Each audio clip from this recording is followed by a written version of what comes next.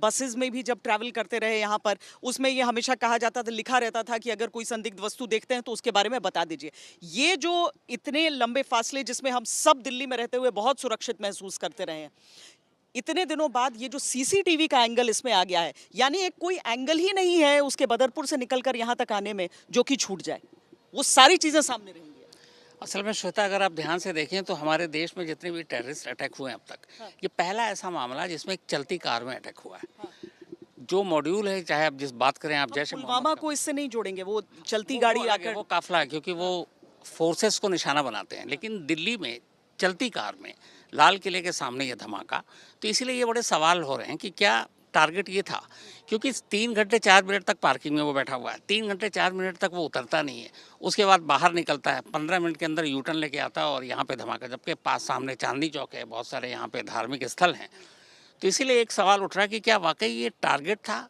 गफलत से ये धमाका हुआ, पैनिक सिचुएशन में हुआ, क्योंकि उससे कुछ मिनट पहले जम्मू कश्मीर पुलिस ने एक ट्वीट किया था कि तुम कहीं भी छुपो बच नहीं पाओगे,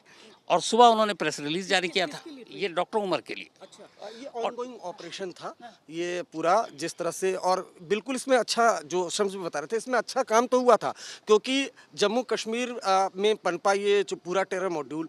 एक लिंक मिला पोस्टर से, उसके बाद जम्मू कश्मीर पुलिस ने ऑपरेशन चलाया, वहाँ धरपकड़ हुई, उसके बाद फरीदाबाद पुलिस के साथ जॉइंट ऑपरेशन हुआ, धरपकड़ हुई, लेकिन एक लूज पॉइंट छूटा। और यहीं पर हम इसलिए बोल रहे हैं कि क्यों एक लैक ऑफ कोऑर्डिनेशन है, क्योंकि जब वहाँ पर इतना बड़ा ऑपरेशन चल रहा है, पहले 350 केजी अमोनियम नाइट्रेट रिकवर होता है, उसके बाद कुल मिलाकर 2900 केजी एक्सप्लोसिव रिकवर होता है, डॉक्टर अरेस्ट होते हैं, एक जो उसमें डॉक्टर है वो फरार हो जाता है। अब ये बात फरीदाबाद पुलिस को मालूम है, जम्मू कश्मीर पुलिस को मालूम है, तो जाहिर सी बात है फरीदाबाद से सटा क्या है दिल्ली, तो दिल्ली पुलिस को भी मालूम होगा और तस्वीर भी होगी। उसके बावजूद भी वो टेररिस्ट फरीदाबाद से दिल्ली में एंट्री करता है, बदरपुर बॉर्डर से कई किलोमीटर तक सफर करके लाल किले के पास आता है। इसलिए ये भी देखा जा रहा है क्या लैक ऑफ कोऑर्डिनेशन है, क्या एक ऐसी चूक हुई। मास्क भी लगाया था, एक तो अव्वल मास्क उसने लगाया था शम्स, दूसरा क्या आपको वो ट्वीट लग रहा है कि वो एक अहम रहा उस गफलत की? दो चीज़ें हैं जो सवाल पैदा कर रही हैं। पहला ये कि इससे पहले देश में कभी चलती कार में ब्लास्ट हुआ नहीं। कोई भी आतंकवादी जब इस तरह के हमले करता है उसके दो ही मकसद होते हैं, एक ज़्यादा से ज़्यादा नुकसान करना, दूसरा इंटरनेशनल पब्लिसिटी हासिल करना। उसके लिए आप